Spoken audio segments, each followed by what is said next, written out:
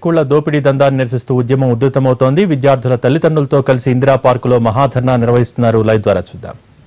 నిజంగా చిన్న పిల్లల తల్లిదండ్రులు చిన్న పిల్లలు రోడ్ల మీదకి వచ్చి ఈ ఫీజుల భారాన్ని మొయ్యలేము, తగ్గించాలి అని 3 నెలలుగా పోరాడుతా ఉన్నా కూడా స్పందించని ముఖ్యమంత్రి గారు, స్పందించని రాష్ట్ర పాలకులు నిజంగా వారి ధోరణులను ఎట్టి పరిస్థితులలో కూడా క్షమించరాని నేరంగా నేను పేర్కొంటా ఉన్నాను. ఈ రోజున గతంలో అనేక జీవోలు ఉన్నప్పటికీ 91, 42, 770 జీవోలు ఉన్న స్కూల్స్ కు సంబంధించి ఏ మేరకు ఫీజులు తీసుకోవాలి ఏమిటి అన్న దాని మీద ఒక నికరమైన ప్రభుత్వ ఆదేశాలు ఉన్నా కూడా వాటిని పాటించకుండా యథేచ్ఛగా లంచాలు గుమ్మరిస్తూ ఈ రోజున పిల్లల మీద, పిల్లల తల్లిదండ్రుల మీద భారాన్ని మోపుతున్నటువంటి ప్రైవేటు యాజమాన్యాలపై ఏ తరహా చర్యలు తీసుకోవటానికి ముందుకు ఎందుకు రాలేకపోతా ఉందో ముఖ్యమంత్రి గారు నికరంగా ప్రకటన చెయ్యాలని నేను డిమాండ్ చేస్తా ఉన్నాను. గతంలో స్కూల్స్లలో తల్లిదండ్రులతో కమిటీలు ఉండి ఆ కమిటీలు తరచుగా సమావేశాలయ్యి పిల్లల బాగోగులతో పాటు ప్రైవేటు ప్రభుత్వ స్కూల్స్లలో నిర్వహణకు సంబంధించి కూడా తల్లిదండ్రుల భాగస్వామ్యం ఉండేది. మరి ఈ రోజున ఆ పరిస్థితి పూర్తిగా మాయమైపోయినా కూడా దాన్ని పునరుద్ధరించాలి అని ప్రత్యేకంగా విద్యా సంస్థలలో పనిచేసిన వారు విద్యార్థుల బాగోగుల కోసం, విద్యార్థుల రక్షణ కోసం పనిచేస్తున్న వారు ఈ రోజు ఐక్యంగా అడుగుతున్నప్పటికీ కూడా స్పందించకపోవటం ఇది చాలా దారుణమైనది. అమృత విద్యాలయంలో 47 మంది విద్యార్థులకు తెలియకుండానే ఇంటికి టీసీలు వచ్చాయి అంటే ఇంతకంటే దారుణం కావాలి అని నేను అడుగుతా ఉన్నాను. ముఖ్యంగా ఈ రోజున జిల్లా స్థాయిలలో కలెక్టర్ చైర్మన్ గా ఉండేటటువంటి ఫీజుల నియంత్రణ కమిటీ ఖచ్చితంగా అమలు కావాలా, కాకపోతే ఈ రాష్ట్రంలో పరిపాలన ఉన్నట్ట లేనట్ట అన్నది కూడా మనం ప్రశ్నించాల్సినటువంటి అవసరం ఉంది. చాలా మంది విద్యాశాఖ మంత్రినో, ముఖ్యమంత్రి గారో, కేటీఆర్ గారో రాజీనామా చేయాలా ఈ సమస్య పరిష్కరించకపోతే అనే నినాదం కూడా తల్లిదండ్రులు లేవనెత్తుతున్నారు. అంటే నిజంగా ఈ సమస్య ఎంత దారుణంగా ఉందో మనందరికీ అర్థమవుతున్నది. అందుకోసమే ఈ ఉద్యమానికి ప్రత్యక్షంగా మీ అందరిలో భాగస్వామిగా ఉండటానికి భారత కమ్యూనిస్టు పార్టీ పూర్తి స్థాయిగా మద్దతును ప్రకటిస్తుంది అని ఈ సందర్భంగా నేను పేర్కొంటూ ముగిస్తాను. Thank you madam. ఇప్పుడు పేరెంట్స్ తరఫున కొంతమంది మాట్లాడతారు. ఎందుకంటే ఈ బాధను తల్లిదండ్రుల కన్నా మీకు ఎక్కువగా చెప్పేవాళ్ళు ఎవరు లేరు. First Raju parent, please come down. Rajiv, Venkateshwar Rao, Anmod, कोई भी तीनों में anybody. Meanwhile I will request our Hyderabad school parents association ఇక్కడ ఈ ఉద్యమం 3 నెలలే అని చెప్పారు. దయచేసి ఇది 3 నెలల ఉద్యమం కాదు. 2008 ఏప్రిల్ 7వ తారీఖున పుట్టింది ఈ ఉద్యమం. అప్పటి నుంచి తల్లిదండ్రులు రోధిస్తూనే ఉన్నారు, అరుస్తూనే ఉన్నారు. కాబట్టి ఈ ఉద్యమానికి వయసు 8 సంవత్సరాలు దాటింది. ఇదేదో చిన్నపిల్ల కాదు. మా పిల్లలు 2వ తరగతిలో మొదలుపెట్టిన ఉద్యమం మా పిల్లలు ఇంటర్మీడియట్ కూడా వచ్చేశారు. కాబట్టి ఉద్యమం చాలా పాతది. కాకపోతే రాజకీయ చిత్తశుద్ధి మాత్రమే కరువైంది. HSPA president Vikrant.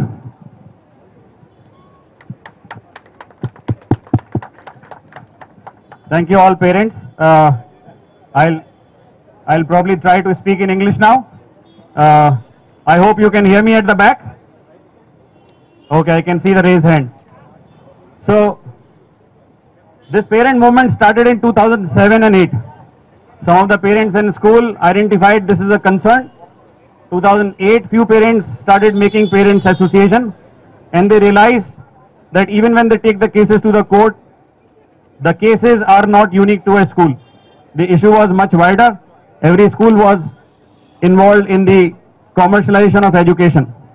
And gradually we can realize that if we move from one school to another, even after taking the admission to the next school is also doing the same thing. Which means the problem is much wider, it's much across the city, and hence the solution also has to be a city-wide solution and probably even in future, even an India-wide solution. इसलिए हमने उस वक्त HSPA के formation की बात की. 2009 में we registered the association. That was the first time when parents came together, went to the chief minister of YSR that time in Congress. He was kind, but he didn't understand that this is a problem of masses. He thought this is a problem of only certain private schools and people in the rich segment. And we said, no sir, you are wrong. We have brought people along with us, with our auto wala, which are drivers, which are maids, which are servants. And they are also sending their kids to private schools. Their fees are also increasing with such a hike that they can't afford it. And we gave an example. 300 रुपए महीने जो auto वाला दे रहा था, उसकी fees एक साल के अंदर 700 रुपए महीने हो गई. How much percentage hike it is? 133% hike. क्या आप 133% की हाइक अफोर्ड कर पाएंगे एक साल के अंदर? आपका ड्राइवर कैसे अफोर्ड कर लेगा अगर आप नहीं कर पाएंगे तो?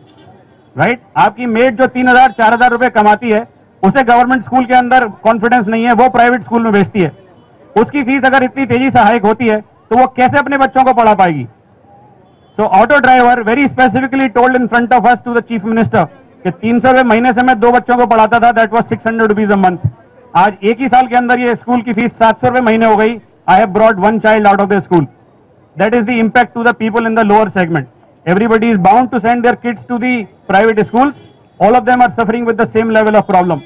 Lot of people in media say it's a problem of a corporate school.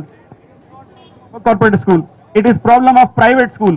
All segments of private schools are doing the same thing. Right? As long as we all understand that we are the sufferer and we can highlight our concern accordingly. So in 2009 we got GOMS 91. It was because of the parents movement that we got the government order. You know, so it is your power. If you wish, you can still get those things done again. It was ने इस वक्त support नहीं किया, इसलिए act आने की बजाय उन्होंने फिर भी जियो पास कराया. Schools can challenge GO, they cannot challenge an act. That's why one of our demand very specifically say an act should be passed in the assembly, which nobody can challenge in the court. So if you understand your power, you can put pressure and get an act passed in an assembly, and that is why you are all here. By looking at this strength, people will understand. They cannot take private school or parents anymore very easily. You can also turn into a vote bank politics very soon if they understand. There is a power. When we in the court in 2010, after that the issue went. News ఒమన్లో జరిగిన రోడ్డు ప్రమాదంలో నిజామాబాద్ జిల్లావాసి చనిపోయాడు. ఓ నిర్మాణ కంపెనీకి చెందిన water tanker బోల్తా పట్టడంతో దాని కింద నలిగిపోయాడు. గుడారం మండలానికి చెందిన గుగులోతు బిచ్వా కన్స్ట్రక్షన్ కంపెనీలో పనిచేసేందుకు 6 నెలల క్రితమే వెళ్లాడు బిచ్వా. సువార్ ఏరియాలో డ్యూటీలో ఉన్న సమయంలో శుక్రవారం సాయంత్రం ప్రమాదం జరిగింది. వెంటనే ఆసుపత్రికి తీసుకువెళ్లినా ఉపయోగం లేదు. బిచ్వాకు 3 పిల్లలు ఉన్నారు. మృతదేహాన్ని త్వరగా తీసుకువచ్చేందుకు తెలంగాణ ప్రభుత్వం సహకరించాలని కోరుతున్నారు మృతుడి కుటుంబ సభ్యులు.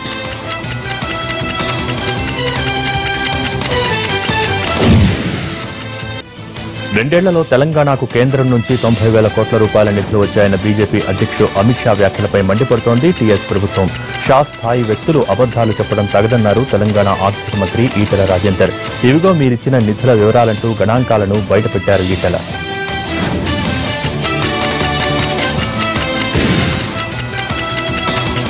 ఏపీ రాజధాని పనులు వేగవంతమయ్యాయి. మాస్టర్ ప్లాన్ రూపకల్పన బాధ్యతలు మాకి అసోసియేషన్ కంపెనీకి అప్పగించింది ప్రభుత్వం. అసెంబ్లీ, సెక్రటేరియట్, హైకోర్టు భవనాల డిజైన్లను రూపొందించనుంది మాకి అసోసియేషన్.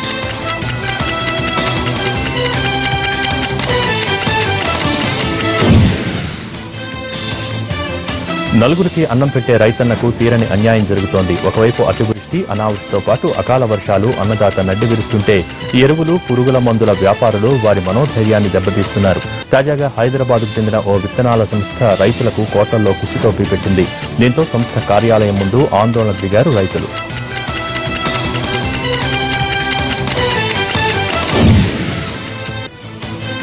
హైదరాబాద్కు చెందిన సూపర్ అగ్రి సీడ్స్ విత్తనాలు ఇస్తామంటూ రైతుల నుంచి అడ్వాన్సులు తీసుకుంది. జనం నుంచి 30 కోట్ల రూపాయలు వసూలు చేసింది. అయితే ఏడాది కాలంగా విత్తనాలు ఇవ్వకుండా, డబ్బు తిరిగివ్వకుండా company managing director Srinivasulu, general manager Harinath తప్పించి తిరుగుతున్నారు. ఇప్పటికే కరువు పరిస్థితుల వల్ల తీవ్రంగా నష్టపోయామని, తమ డబ్బు తిరిగి ఇవ్వకపోతే ఆత్మహత్యలే శరణ్యమని అంటున్నారు రైతులు. వ్యవసాయం అంటే లక్షల్లో పెట్టుబడులు పెట్టాలి. కల్తీ విత్తనాలు, నకిలీ ఎరువుల లాంటి అనేక సమస్యలు. ప్రకృతి కూడా సహకరించాలి. అన్నీ బాగుండి దిగుబడి కూడా ఆశించినట్టు వచ్చినా మార్కెట్కు తీసుకువెళ్తే గిట్టుబాటు ధర రావడం కష్టమైపోతోంది. భూమిని నమ్ముకున్న రైతన్నల దుస్థితి ఇది. ఇన్ని కష్టాల్లోనూ అప్పులు చేసి మరీ విత్తనాలు, ఎరువుల కోసం కట్టిన డబ్బును తిరిగివ్వకుండా కంపెనీ బోర్డు తిప్పేయడంతో రైతుల కళ్లలో నీళ్లు తిరుగుతున్నాయి.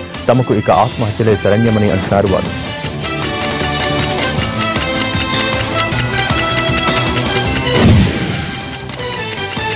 చివరి నిమిషాల్లో చోటు చేసుకుంటున్న మార్పులతో రాజ్యసభ ఎన్నికలు ఉత్కంఠను రేపుతున్నాయి. ఇప్పటికే తెలుగు రాష్ట్రాలతో పాటు 9 రాష్ట్రాల్లో ఏకగ్రీవం కాగా మరో 7 రాష్ట్రాల్లో ఎన్నికలు జరగనున్నాయి. మొత్తం 57 రాజ్యసభ స్థానాలకు గాను 30 స్థానాలు ఏకగ్రీవం కాగా 27 స్థానాలకు ఓటింగ్ జరుగుతోంది. కాంగ్రెస్ సీనియర్ నేత Kapil Sibal, senior lawyer RK Anand వంటి వారితో పాటు పలువురి భవితవ్యం తేలిపోనుంది. తెలుగు రాష్ట్రాల్లో మాత్రం పోటీ లేకుండానే 6 సభ్యులు రాజ్యసభకు వెళ్లనున్నారు. బీహార్లో ఎన్డీఏ భాగస్వామ్య పక్షాలు భగ్గుమన్నాయి. ఆక్రోశ యాత్ర పేరుతో ర్యాలీ తీశాయి. రాష్ట్రంలో శాంతి భద్రతలు క్షీణించడాన్ని నిరసిస్తూ రాజధాని పాట్నాలో ఈ ఆందోళన నిర్వహించారు విపక్ష నేతలు. రాష్ట్రంలో ప్రజాస్వామ్య ప్రభుత్వం ఉన్నట్టు లేదని, నితీష్ హయాంలో ఆటవిక న్యాయం కొనసాగుతోందంటూ విరుచుకుపడ్డారు నేతలు, కార్యకర్తలు. తూర్పు చైనా సముద్రంలో అమెరికా, జపాన్లతో కలిసి సైనిక విన్యాసాల్లో పాల్గొంటోంది భారత్. చైనా ఆధిపత్యాన్ని సవాల్ చేసేలా వివాదాస్పద జలాలకు చేరువలోనే మలబారు ఎక్సర్సైజులు నిర్వహించడం విశేషం. ఈ విన్యాసాల్లో 22 యుద్ధ నౌకలు, 1 అణు జలాంతర్గామి పాల్గొంటున్నాయి. అలాగే 100కు పైగా యుద్ధ విమానాలు తమ ప్రతిభా పాఠవాలను ప్రదర్శిస్తున్నాయి. తూర్పు చైనా సముద్రంలో గల కొన్ని దీవులపై చైనా, జపాన్ల మధ్య వివాదం నడుస్తోంది. అవి తమవంటే తమవంటూ వాదించుకుంటున్నాయి. ప్రస్తుతం ఆ దీవులు జపాన్ నియంత్రణలో ఉన్నాయి. ఆఫ్ఘనిస్తాన్ రాజధాని కాబూల్లో భారత స్వచ్ఛంద సంస్థ కార్యకర్తను గుర్తు తెలియని వ్యక్తులు కిడ్నాప్ చేశారు. ఇది తాలిబాన్ల పనే అని అనుమానిస్తున్నారు. ఆగాఖాన్ ఫౌండేషన్ తరఫున స్త్రీ సమానత్వం కోసం కృషి చేస్తున్నారు జుదిత్ డిసౌజా. గురువారం రాత్రి ఆమె డిన్నర్ చేసి తన క్యాంపుకు తిరిగి వస్తున్న సమయంలో 3 సాయుధులు వచ్చి కిడ్నాప్ చేశారు. జుదిత్ స్త్రీ సమానత్వ హక్కుల కోసం పనిచేస్తూ ఉండడంతో అది గిట్టని తాలిబాన్లే ఈ కిడ్నాప్ కు పాల్పడి ఉండొచ్చన్న అనుమానాలు బలంగా ఉన్నాయి. కోల్కతాలోని జుదిత్ కుటుంబ సభ్యులకు ఫోన్ చేసి పరామర్శించారు విదేశాంగ శాఖ మంత్రి సుష్మా స్వరాజ్. ఆమెను క్షేమంగా తిరిగి తీసుకొచ్చేందుకు కృషి చేస్తున్నామని చెప్పారు సుష్మా. ప్రైమరీ ఎలక్షన్స్ చివరి దశకొచ్చి అభ్యర్థులు ఎవరో తేలిపోయిన టైంలో అమెరికా అధ్యక్ష ఎన్నికల వేడి పెరుగుతోంది. పరస్పర విమర్శల జోరు ఎక్కువైపోతోంది. తన ప్రత్యర్థి హిల్లరీ క్లింటన్ మీద ఇప్పటికే ఓసారి తీవ్ర విమర్శలు చేసిన రిపబ్లికన్ అభ్యర్థి ట్రంప్ మరోసారి నోటికి పని చెప్పారు. ఈ విడతలో ఆయన అవినీతిని ప్రధానాస్త్రంగా చేసుకున్నారు. విదేశాంగ శాఖ మంత్రి హోదాలో హిల్లరీ క్లింటన్ అధికారిక వ్యవహారాల కోసం వ్యక్తిగత ఈమెయిల్ ఐడి వాడారని, తన రహస్య ఒప్పందాల సంగతి బయటకు తెలియకూడదన్న ఉద్దేశంతోనే ఆమె ఇలా చేశారని ఆరోపించారు ట్రంప్. గతంలో బిల్ క్లింటన్ అధ్యక్షుడిగా ఉన్నప్పుడు భార్యాభర్తలిద్దరూ కలిసి ఫండ్స్ కలెక్షన్ రూపంలో అవినీతికి పాల్పడ్డారని, రెండో క్లింటన్ అధికారంలోకి వస్తే మరోసారి అదే పని చేస్తారని అన్నారు ట్రంప్.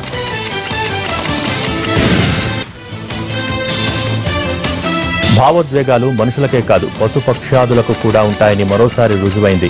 ఎప్పుడో 25 ఏళ్ల క్రితం తనకు స్వేచ్ఛ కల్పించిన మనిషిని చూడగానే ఆనందంతో గంతులు వేసింది ఓ చింపాంజీ. అమెరికా ఫ్లోరిడాలో ఈ సంఘటన జరిగింది.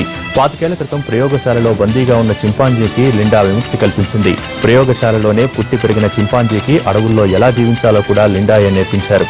తర్వాత ఇద్దరూ విడిపోయారు. 25 ఏళ్ల తర్వాత ఆ చింపాంజీ ఎలా ఉందో చూడటానికి లిండా వచ్చినప్పుడు దాని ఆనందానికి అవధులు లేకుండా పోయాయి. లిండాను కావలించుకుని కన్నీళ్లు పెట్టుకుంది ఆ చింపాంజీ. ఇది చూసిన వాళ్ల కళ్లు కూడా చెమ్మగిల్లాయి.